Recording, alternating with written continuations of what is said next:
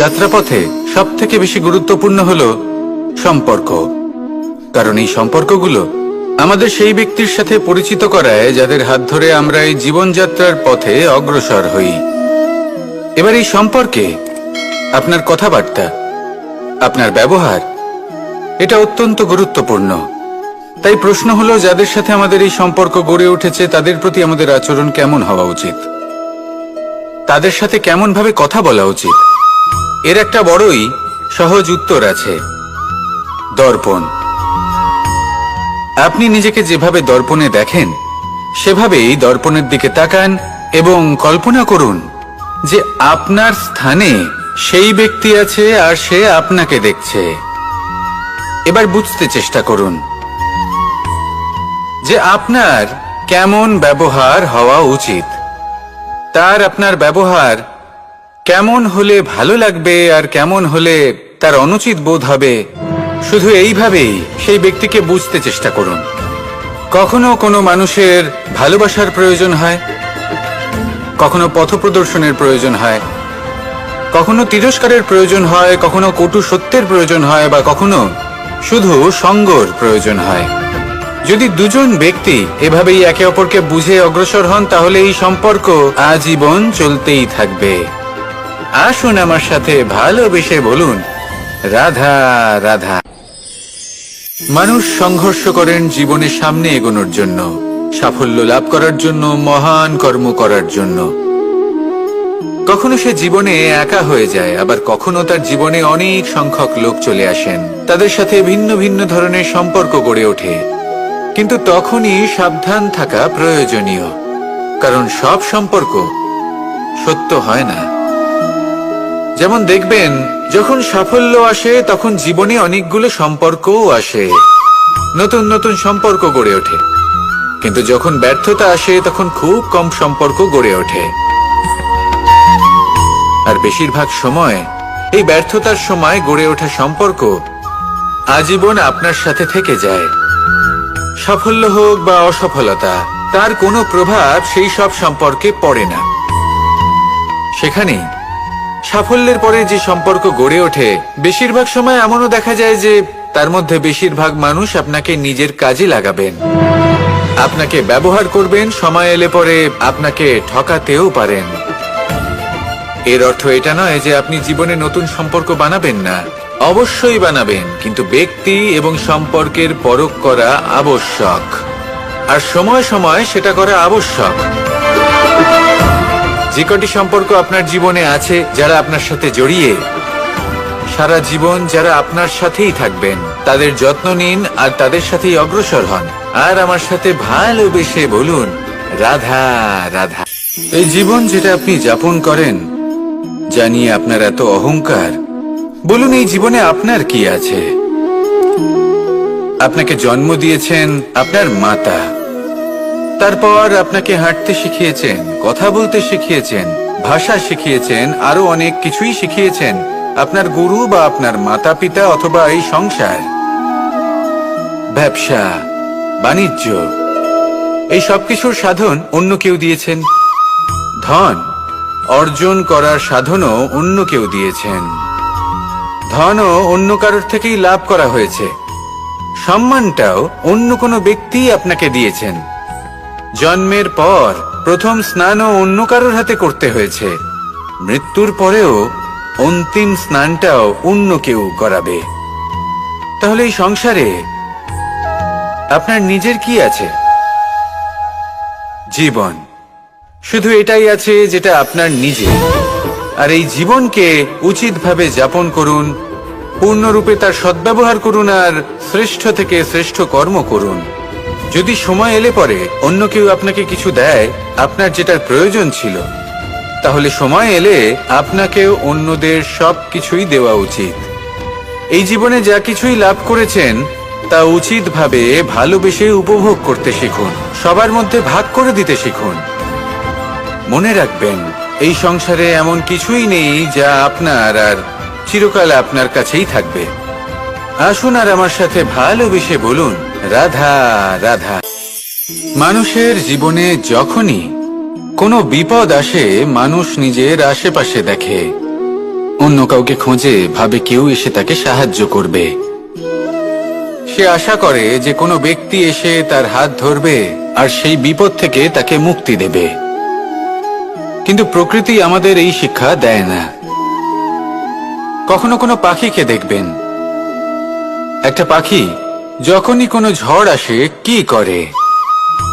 একটা ঝড় এসে তার বাসা ভেঙে দিয়ে যায়, তার বাসা নষ্ট করে দিয়ে যায়।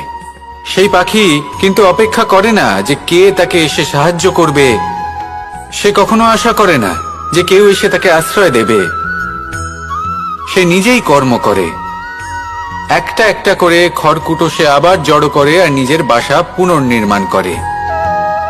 প্রকৃতি আমাদের এটাই শেখায় যে আমরা নিজেরাই প্রত্যেকটা সমস্যার সম্মুখীন হতে পারি। কারণ ঝড় অর্থাৎ সংকট আমাদের সবার জীবনেই আসবে, তার সম্মুখীন হতে হবে আমাদের, আর সেটাও নিজেদের শক্তি দ্বারাই।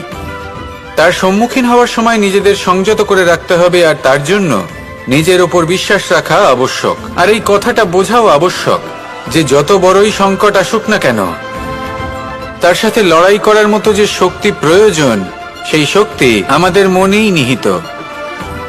শুধু সেই শক্তি খুঁজে নিন আর সেই বিপদের সম্মুখীন হন। এই সংসারের কোনো বিপদ আপনাকে বাধা দিতে পারবে না। আসুন আমার সাথে ভালোবেসে বলুন, রাধা রাধা। আমরা সবাই জীবনের সামনে এগোতে চাই আর সামনে এগোতেও থাকি। আর যখনই কোনো ব্যক্তি জীবনের সামনে এগোতে থাকে তখন তার পথে নিশ্চিত রূপে বাধা আসে। তখন মানুষ ঈশ্বরের কাছে প্রার্থনা করে যে হে ঈশ্বর, আমার জীবনে যেন কোনো বাধা না আসে, আর যত বাধা আছে তার হাত থেকে আমাকে রক্ষা করে নিও। পূর্ণরূপে একটি নিরাপদ জীবনের কামনা করে। কিন্তু সত্যি কথা বলতে এই বাধাগুলো কিন্তু কিছু মাত্রায় আমাদের কাছে আবশ্যক। যদি এই বাধা না থাকে তাহলে আমরা সামনে এগোতে পারবো না। একটা উদাহরণ দিই, যখন আমরা হাঁটি তখন এই মাটির একটা আকর্ষণ বল থাকে যেটা আমাদের নিচের দিকে আকৃষ্ট করতে থাকে। সেই কারণেই সামনে পথ চলা কঠিন হয়ে যায়। কিন্তু এই আকর্ষণ বলের কারণেই আমরা সামনে অগ্রসর হতে পারি, কারণ এই আকর্ষণ বল আমাদের ধরে রেখে দেয়। তার জন্যই আমরা মাটির ওপর টিকে থাকতে পারি। যদি আকর্ষণ বল না থাকে তাহলে আমরা ভারসাম্য হারিয়ে ফেলবো, আর ভারসাম্য হারালে এগিয়ে চলা অসম্ভব হয়ে যাবে। সেই জন্য কখনো জীবনে পূর্ণরূপে নিরাপদ জীবনের কামনা করবেন না। এই যে বাধাগুলো আসে তা কোনো না কোনো কারণে আসে। এটা কেন আসছে সেটা বুঝুন, এদের স্বাগত জানান। এর থেকে যে শিক্ষা লাভ করবেন সেটাই আপনাকে এগিয়ে নিয়ে যাবে। আসুন আর আমার সাথে ভালোবেসে বলুন, রাধা রাধা। মানুষ নিজের জীবনে সবকিছু লাভ করতে পারেন, সম্পত্তি, সাফল্য, সুখ, স্বাচ্ছন্দ্য, কিন্তু তারপরেও তার মনে একটি ভয় থেকে যায় যে কখনো যেন এমন কিছু না হয় যেটা ওকে এসে ভেঙে দেবে, তার অন্তর্মনকে ভেঙে দেবে, তার আত্মাকে ভেঙে দেবে। কিন্তু সত্যি কথা বলতে কিছু ভাঙলেও তাতে ভয় পাওয়ার কোনো প্রয়োজন নেই। ভাঙার পরেই কিন্তু নতুন নির্মাণ হয়। এটাই তো প্রকৃতি আমাদের শেখায়। এই দেখুন না, যখন এই মেঘ বিভাজিত হয়, ভেঙে পড়ে, তবেই তো বর্ষা আসে, আর বর্ষার পরেই এই মাটির সিঞ্চন হয়। একটি বীজ সেটা ভাঙার পরে তবেই সেখান থেকে সে অঙ্কুরিত হয়। তাই ভেঙে পড়ার কথা শুনে ভেঙে পড়বেন না। তারপর যে সব নির্মাণ হতে চলেছে তার উপর মনোনিবেশ করুন। আর হ্যাঁ, যদি সংসারে এমন কিছু থাকে যা ভাঙবেন না, তাহলে সেটা হলো বিশ্বাস। জীবনে কখনো কারোর বিশ্বাস ভঙ্গ করবেন না। যখন ব্যক্তির বিশ্বাস ভঙ্গ হয় তখন তার আত্মা আহত হয়। আসুন আমার সাথে ভালোবেসে বলুন, রাধা রাধা। মানুষ যখনই কোনো কাজ করেন তখন ওনার মনে একটা প্রশ্ন অবশ্যই আসে যে এই কাজের পরে লোকে নিন্দা করবে নাকি প্রশংসা করবে।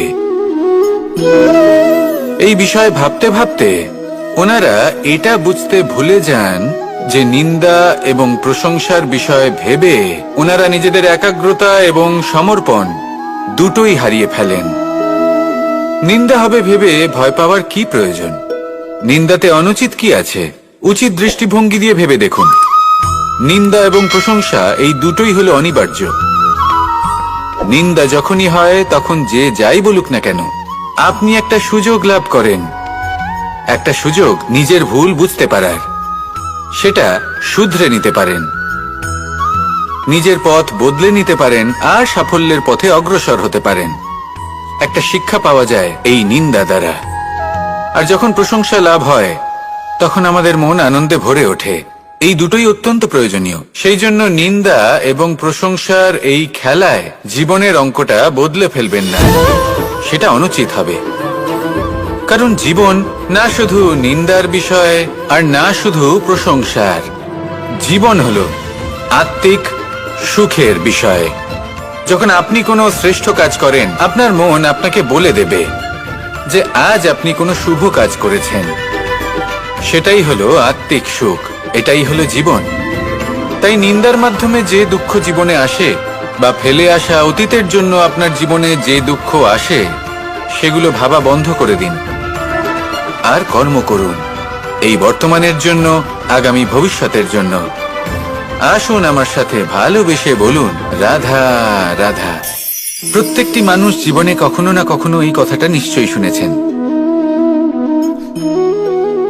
যে ভাগ্যের থেকে বেশি আর সময়ের পূর্বে কিছুই পাওয়া যায় না।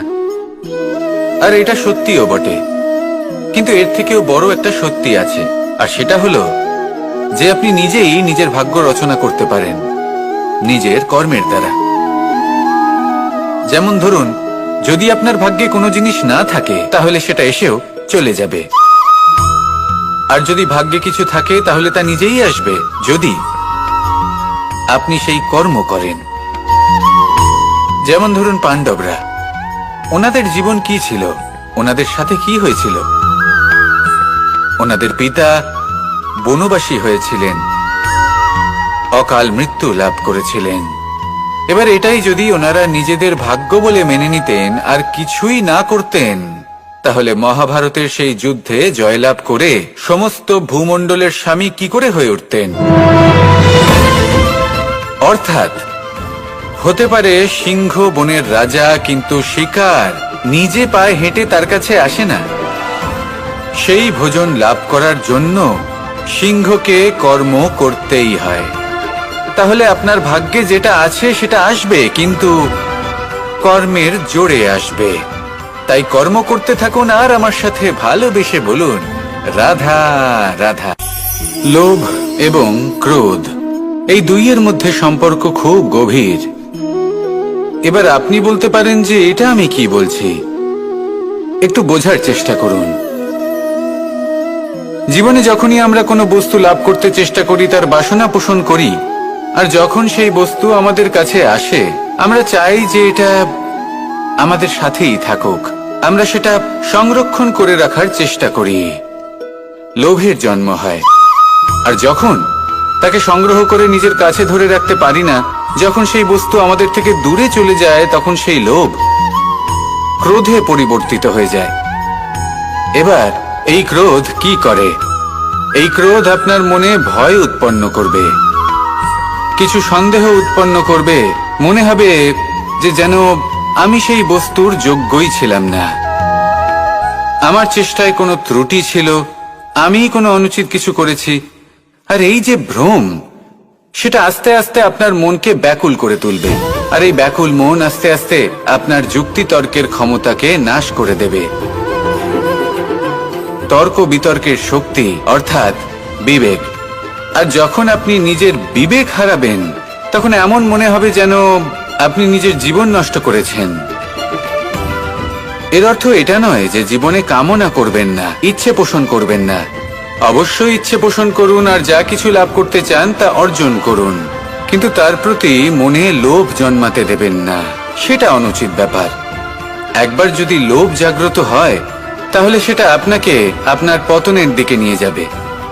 তাহলে লোভকে নিজের থেকে দূরে রাখুন, ক্রোধও আপনার থেকে দূরে থাকবে। আসুন আমার সাথে ভালোবেসে বলুন রাধা রাধা। দেখুন, এটা তো সবাই করে থাকেন। ধনের কামনা করা, ধন অর্জন করা, ঈশ্বরকে ধন্যবাদ জানানো সবাই করেন, কিন্তু ফল সবাই পান না। কারণ বেশিরভাগ মানুষই পেছনে ফিরে তাকিয়ে এটা ভাবেন যে আমরা তো জীবনটা যাপনই করলাম না। এই জীবনে সবকিছু আছে, সম্পত্তি আছে, স্বাচ্ছন্দ্য আছে, সাফল্য আছে, শুধু সুখ আর শান্তি নেই। এবার এরকমটা কেন হয়? এর পেছনে কারণটা কি? কারণ হলো এটাই যে জীবনে বাঁচার যে বিধি আপনি নির্বাচন করেছেন তা কিছুটা অনুচিত। জীবনে কিভাবে বাঁচা উচিত, জীবন যাপন কিছুটা রীতি মেনে করা উচিত। অর্থাৎ সবাইকে ভালোবাসুন, কারোর সাথে ছলনা করবেন না, সম্পর্ক গড়ে তুলুন, তা পালন করুন। যদি ধন অর্জন করতে চান তাহলে নীতি মেনে করুন, ভেবেচিন্তে পরিকল্পনা করে। আবার বলবো, কারোর সাথে কোনো ছলনা নয়, কোনো অনুচিত কর্ম করবেন না ধন অর্জন করার জন্য। আর যদি ঈশ্বরকে ধন্যবাদ জানাতে চান তাহলে প্রীতি দ্বারা করুন। আর যে ব্যক্তি রীতি, নীতি আর প্রীতি এই তিনটি ভাব বুঝে উঠতে পারে এবং তা আত্মসাৎ করে নিতে পারে, তার অতীত, ভবিষ্যৎ এবং বর্তমানকাল সবকিছু সংযত হয়। আপনি কিভাবে জীবনযাপন করতে চান, কিভাবে ধন অর্জন করতে চান, ঈশ্বরকে ধন্যবাদ জানাতে চান, নির্বাচন আপনার। আসুন আমার সাথে ভালোবেসে বলুন, রাধা রাধা। ভয় হলো মানুষের জীবনে এমন একটি আবেগ যেটা না থাকলেও মঙ্গল, আর থাকাটাও প্রয়োজনীয়। এই ভয় মাঝে মাঝে মানুষকে কোনো কর্ম করা থেকে বাধা দেয়, আবার কখনো মানুষকে এই ভয়ই কোনো কর্ম করতে প্রেরণা প্রদান করে। এবার যেমন মৃত্যুর পর আমরা স্বর্গ লাভ করব নাকি নরক বাস করব, সেই বিচারটা ভয় হিসেবে মানুষের মনে ঘর করতে থাকে। আর এই ভয়ের বিষয়ে মানুষ এতটাই ভাবে যে নিজের জীবনের লক্ষ্য, উদ্দেশ্য, রীতি এই সব কিছুর বিষয়ে ভুলে যায়। দেখতে গেলে মৃত্যুর পরে কি হবে সেটা আমাদের মধ্যে কেউ জানে না, সেটা তো মৃত্যুর পরেই আমরা জানতে পারবো।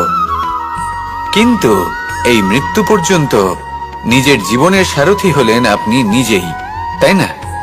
আপনি চাইলে এই জীবনকে স্বর্গও করতে পারেন, আবার নরকেও পরিণত করতে পারেন। নির্ভর করছে আপনার কর্মের ওপর আর আপনার আপনজনের ওপর। আপনি যাদের আপন বলে মনে করেন, অনেক সময় যাদের আপনি বন্ধু বলে মনে করেন, কথায় আছে যে প্রকৃত বন্ধুর মধ্যে ঈশ্বর বসবাস করেন। এই বন্ধু আপনাকে হয় পথ থেকে সরিয়ে দেবে বা উচিত পথে নিয়ে আসবে। এরাই আপনার জীবনকে স্বর্গ করে তুলতে পারে বা আপনাকে নরক পথেও টেনে নিয়ে যেতে পারে।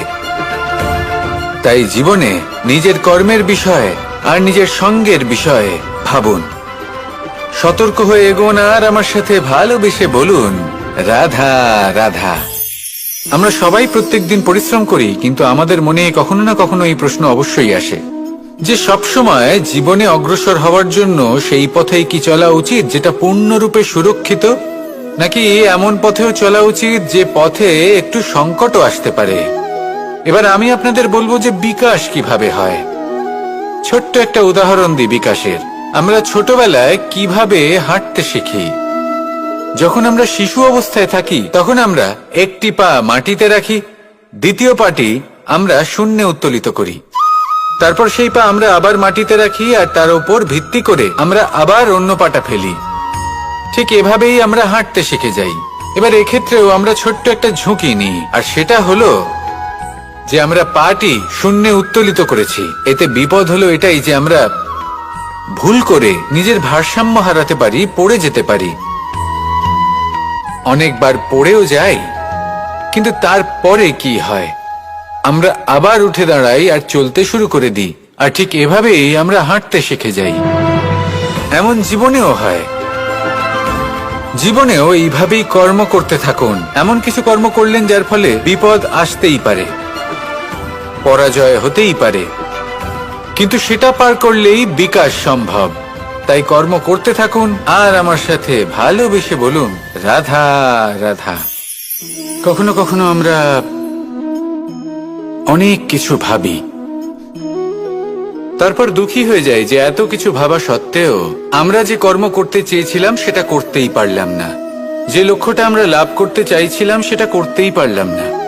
আমরা সংসারের সামনে এটা ঘোষণা করে ফেলি, কথা দিয়ে ফেলি যে এই কর্ম আমি করে দেখাবো, এই সাফল্য আমি প্রাপ্ত করেই ছাড়ব, কিন্তু করতেই পারি না।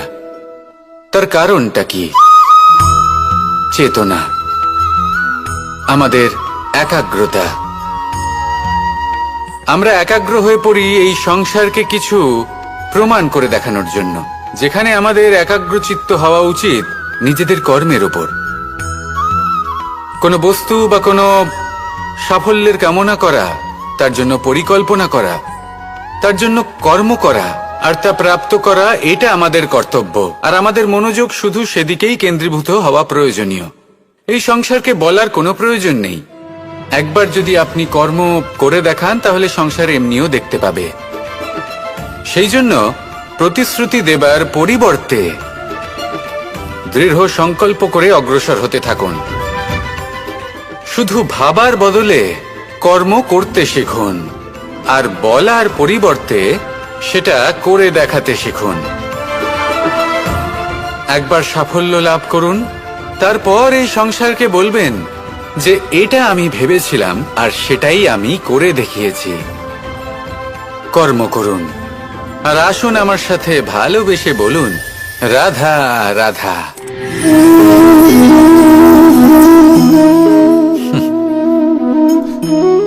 এই স্মৃতিগুলি কি অসম্ভব মূল্যবান, তাই না? শুধু তাদের প্রয়োজন হলো একটি মাধ্যম।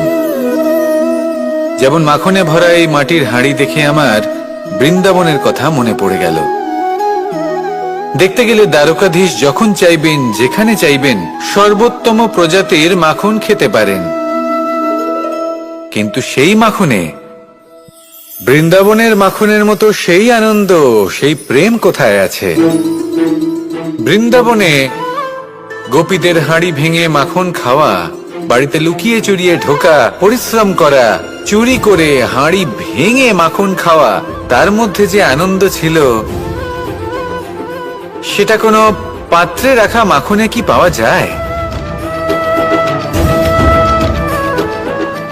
মায়ের বকা খাওয়া, মায়ের প্রেম অনুভব করা, ওনার হাত থেকে মাখন খাওয়া, যমুনার তটে বসে গোপীদের সাথে হাসি ঠাট্টা করা, রাধাকে উত্ত্যক্ত করা, বৃন্দাবনের স্মৃতিগুলি হলো অমূল্য।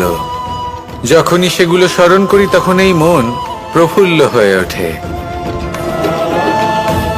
কিন্তু আপাতত আমি এই মাখনটা খেয়ে তৃপ্তি লাভ করব। আপনিও আপনার জীবনে সেই অমূল্য অদ্ভুত মুহূর্তগুলোকে স্মরণ করুন এবং আনন্দিত থাকুন। আমার সাথে ভালোবেসে বলুন, রাধা রাধা। কখনো কখনো আমাদের নিজেদের ভাবনা চিন্তাই জীবনের পথে অগ্রসর হতে বাধা দেয়। আমাদের চিন্তা ভাবনা আমাদের সীমাবদ্ধ করে দেয়। আমরা প্রত্যেক দিন পরিশ্রম করি, কিছু দেখি, কিছু লাভ করি, কোনো একটা স্থানে পৌঁছই, আর একটা সময় পরে মনে কেমন যেন একটা ভাবনা উৎপন্ন হয় যে আর কত দেখব, এত কিছু তো দেখে নিলাম, এত কিছু তো লাভ করলাম, এত সাফল্য অর্জন করলাম, আর কত লাভ করব? আর সেখানে আমরা থেমে যাই। এটা হয় আমাদের ভাবনার সীমাবদ্ধতার জন্য। কিন্তু যদি জীবনের কথা বলি, জীবন যদি আপনাকে সেই স্থানে পৌঁছে দেয়, তাহলে তার পরবর্তী পথটাও জীবন আপনাকে নিশ্চিত রূপেই দেখাবে। প্রয়োজনটা হলো সেই পথটা দেখার এবং সেই পথে অগ্রসর হওয়ার। আর যেটা আমাদের জীবনযাত্রার সাথে হয় সেটা জীবনের সাথে এবং আত্মার সাথেও হয়ে থাকে। আমরা জীবনে প্রগতি লাভ করি, বিকাশ লাভ করি, কিন্তু একটা সময় পরে আমরা থেমে যাই। আমাদের সেটাই করলে চলবে না। এই জীবনযাত্রা, প্রগতি, বিকাশ, এই সব কিছুর সমাপ্তি তখনই সম্ভব যখন জীবন সমাপ্ত হবে। তাই নিজেকে বাধা দেবেন না, নিজের জীবনের উদ্দেশ্যকে সীমিত করবেন না। সামনে অগ্রসর হতে থাকুন আর আমার সাথে ভালোবেসে বলুন, রাধা রাধা। আজ আপনাকে আমি একটা কাহিনী শোনাবো। রাধার সখী ললিতা একদিন প্রসাধন করছিল। ও দর্পণে নিজেকে দেখল, আর তখন ওর প্রসাধন ওর ভালো লাগলো না। ও বারংবার নিজের প্রসাধন বদলাতে থাকলো আর দর্পণের দিকে তাকালো। কখনো ফুল বদলালো, কখনো বস্ত্র বদলালো, কখনো আভূষণ বদলালো, কিন্তু কিছুতেই নিজের প্রসাধন ওর ভালো লাগলো না। ওর মনে হতে লাগলো যেন ওর রূপ ওকে ত্যাগ করেছে। ও এই কথা রাধাকে বলল। রাধা ওই দর্পণের দিকে তাকালো, একটা বস্ত্র নিল আর সেই দর্পণকে স্বচ্ছ করে তুলল। তারপর ললিতা ওই দর্পণের দিকে তাকালো আর ও নিজের উদ্ভাসিত রূপ দেখতে পেল, নিজের সৌন্দর্য দেখতে পেল।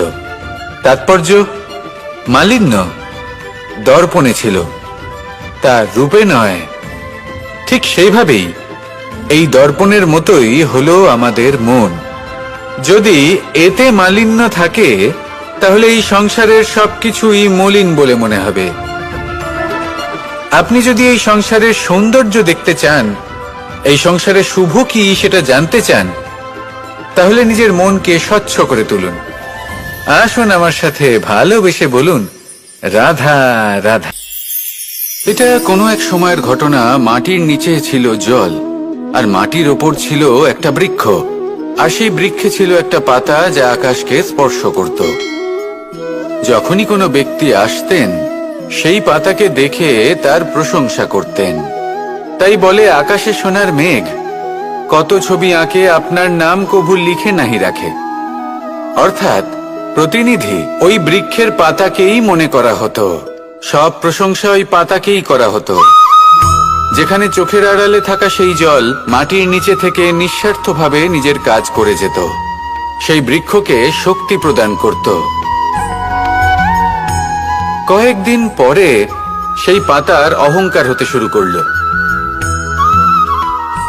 সে ভাবতে শুরু করলো যে আমিই হলাম এই জলের অস্তিত্ব, আমি আছি সেই কারণেই এই জলের কথা স্মরণ করা হয়।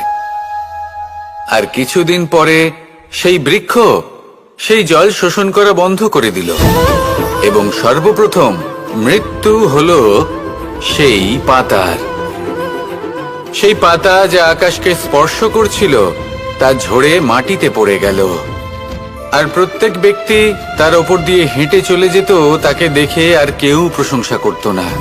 সেই জন্য জীবনে কখনো অহংকার করবেন না, বিশেষ করে তাদের কখনো অহংকার প্রদর্শন করবেন না যাদের কারণে আপনি সাফল্য লাভ করেছেন, যারা আপনার জীবনের আধার। চিরকাল তাদের প্রতি কৃতজ্ঞ থাকুন, তাদের সাথে সম্পর্ক বজায় রাখুন, তাদের সাহায্য করুন আর আমার সাথে ভালোবেসে বলুন, রাধা রাধা। পরম শক্তি প্রকৃতি, এ হলো এই সংসারে সব থেকে বেশি শক্তিশালী। এই প্রকৃতির সামনে কারোর কোনো অস্তিত্ব নেই। এই প্রকৃতি আমাদের জীবন যাপনের জন্য অসংখ্য সম্পদ প্রদান করেছেন, আর তার সাথে এই বিষয়টার দিকেও বিশেষ যত্নবান হয়েছেন যে আমরা যেন এর মোহজালে ফেঁসে না যাই। যেমন পেট ভরানোর জন্য চাল ডাল প্রদান করেছেন, তার সাথেই সেই চাল ডালের মধ্যে কীটের উপস্থিতি রেখেছেন, যাতে সেই চাল ডাল সময়ের সাথে সাথে খারাপ হয়ে যায়। উচিত সময় যদি গ্রহণ না করেন তাহলে সমস্ত সবজি নষ্ট হয়ে যাবে। যেমন আমাদের এই মনুষ্য শরীর, তা সে যতই সুন্দর হোক না কেন, মৃত্যুর পরে এই শরীরে পচন ধরে, যাতে এই শরীর থেকে দুর্গন্ধ বেরোয়। এমনটা প্রকৃতি কেন করেছে? যাতে আমরা যত শীঘ্র সম্ভব সেই দেহের অন্ত্যেষ্টিক্রিয়া করতে পারি, তাকে বিদায় জানাতে পারি আর তাকে পঞ্চমহাভূতে বিলীন হতে দিতে পারি। প্রকৃতি যেটা করছে সেটা অনুচিত নয়। প্রকৃতি এই কারণে এমন করে যাতে আমরা কর্মবন্ধনে আবদ্ধ থাকি, মোহর বন্ধনে নয়। যেমন ধরুন এই শস্য, ধরুন আপনি চেষ্টা করছেন এই শস্য পেতে এবং আপনার জীবনে সেই শস্য আপনি লাভ করছেন অত্যাধিক মাত্রায়, তাহলে তা ভোগ করুন আর বাকি শস্যটা সবার মধ্যে ভাগ করে দিন, যাতে অন্যেরও পেট ভরে তাতে। যদি আপনি সাফল্য লাভ করেন, শ্রেষ্ঠ কর্ম করেন, শ্রেষ্ঠ ব্যক্তি হয়ে ওঠেন, তাহলে কখনো অহংকার করবেন না, অহংকারী হয়ে উঠবেন না। সেই সাফল্য, সেই শ্রেষ্ঠত্বর সদ্ব্যবহার করুন অন্য কারোর জীবন প্রকাশময় করার জন্য। তবেই আপনার সেই সাফল্য, আপনার শ্রেষ্ঠত্ব জীবনে আরো ঊর্ধ্বমুখী হবে। সবার শেষে আমরা সবাই পঞ্চমহাভূতে বিলীন হয়ে যেতে চলেছি। উচিতভাবে এই জীবনের সদ্ব্যবহার করুন, কর্মের সাথে জড়িত থাকুন, এই প্রকৃতির পথপ্রদর্শন মানতে থাকুন, আর আমার সাথে ভালোবেসে বলুন রাধা রাধা। এই ফুল কি সুন্দর হয়, তাই না? মন মোহিত করে দেবার মতো রং, সুগন্ধ, আর এতটাই কোমল হয় যে খুব সহজেই আপনি একে পিষে দিতে পারেন। এই ফুল আপনাকে কিছুই বলবে না, প্রতিবাদও করবে না, আপনাকে আঘাতও করবে না, আপনি কোনো চিৎকার শুনতে পাবেন না। শুধু যাবার সময় আপনার হাতে মধুর একটা সুবাস রেখে যাবে। কিন্তু এই কাজটা আপনি কাঁটার সাথে করতে পারবেন না। কাঁটা আপনাকে অত্যন্ত যন্ত্রণা দেবে, সেটা আপনিও জানেন। এবার এই ফুল আর কাঁটার মধ্যে যে পার্থক্য, সেটাই হলো পার্থক্য সজ্জন এবং দুর্জনদের মধ্যে। কখনো কখনো আমাদের জীবনে এমন কিছু ব্যক্তি আসেন যারা অত্যন্ত কোমল, তাদের আমরা দমন করে বসি, আর বেশিরভাগ সময় তারাই আমাদের সবথেকে বড় শুভাকাঙ্ক্ষী হন। তারা চাইলে বিরোধিতা করতেই পারেন, চাইলে আমাদের উপর প্রহার করতেই পারেন, কিন্তু তা করেন না। আর এই কথাটা আমরা তখন বুঝতে পারি যখন বাস্তবে আমাদের সামনে কোনো শত্রু, কোনো দুর্জন ব্যক্তি, কোনো কাঁটা বাধা হয়ে দাঁড়ায়। তাই জীবনে কোনো ব্যক্তি যদি নীরব থাকে, কোমল হয়, তাকে দমন করবেন না। হতে পারে সেই ব্যক্তি আপনার জীবনের সবথেকে বড় পুঁজি হয়ে ওঠেন। আসুন আমার সাথে ভালোবেসে বলুন রাধা রাধা। এই সংসারে এক, এই সংখ্যাটি অত্যন্ত শক্তিশালী। আপনি জীবন যাপন করেন একবার, জন্মগ্রহণ হয় একবার, মৃত্যু আপনি একবারই লাভ করেন। এই এক সংখ্যাটি অত্যন্ত গুরুত্বপূর্ণ। যদি আপনি এককে একের বিরুদ্ধে করে দেন, তাহলে সেটা হলো রাজনীতি। মানুষ সেখানে ষড়যন্ত্র করতে শিখে যায়। আর যদি আপনি এককে একের সাথে মিলিত হতে না দেন, তাহলে সেটা কূটনীতি হয়ে দাঁড়ায়, মানুষ সেখানে ছলনা করতে শিখে যায়। এবার যদি আপনি এককে একের সাথে মিলিত করে দুই করে দেন, তাহলে সেটা গণনীতি হয়ে দাঁড়ায়। মানুষ সংগ্রহ করতে শেখে, লাভ করতে শেখে। আর যদি আপনি এক এবং এক মিলিয়ে শূন্য করে দেন, তাহলে তাকে আধ্যাত্ম বলা হয়, যেখানে আমরা নিজেকে ঈশ্বরের কাছে পূর্ণরূপে সমর্পণ করে দিই। আর যদি আপনারা এক আর এক, এই দুইকে মিলিয়েও একই থাকতে পারেন, তাহলে তাকে প্রেম নীতি বলা হয়। যেমন আমি আর রাধা, না আমরা শূন্য আর না আমরা দুজন ভিন্ন, দুজন ভিন্ন হয়েও আমরা অভিন্ন। এর দ্বারা জীবনের অর্থ বুঝতে পারা যায়। তাই এই অর্থ বুঝতে শিখুন। এই মন প্রসন্ন হয়ে বলবে রাধা রাধা। আমরা মনে করি অন্যের উপকার করা, কারোর ভালো করা, কাউকে সাহায্য করা, সেবা করা, দান করা, সুখে দুঃখে কারোর সাথে থাকা, এ হলো আমাদের জীবনের সবথেকে বড় কর্তব্য। এটাই আসল কর্তব্য। কিন্তু এটা কি সত্যি? না। কর্তব্যের জন্য অনেক সময় মানুষকে অনেক অনেক যন্ত্রণা ভোগ করতে হয়।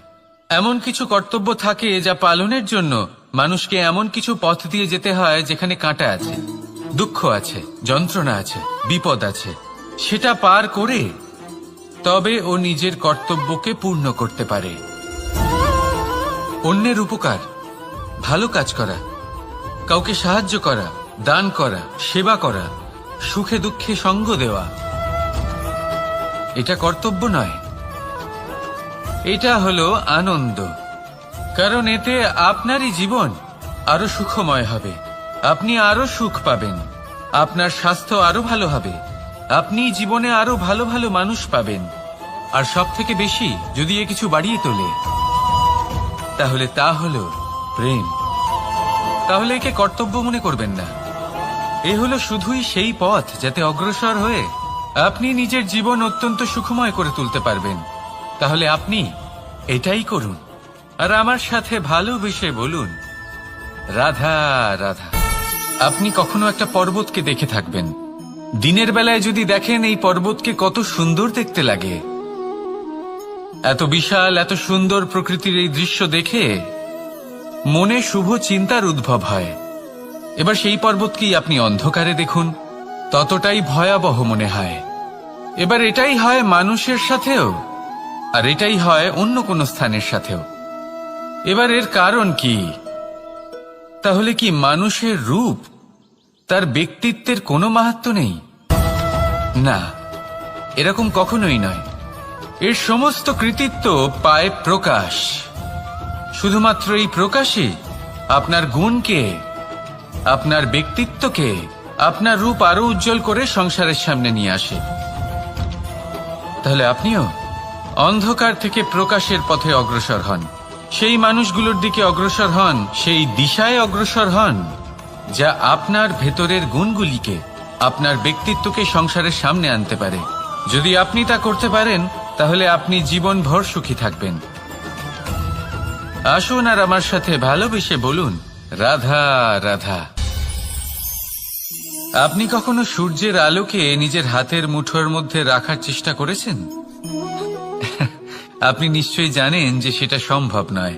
আপনি জলকে কখনো বেঁধে রাখার চেষ্টা করুন, সেটাও সম্ভব নয়।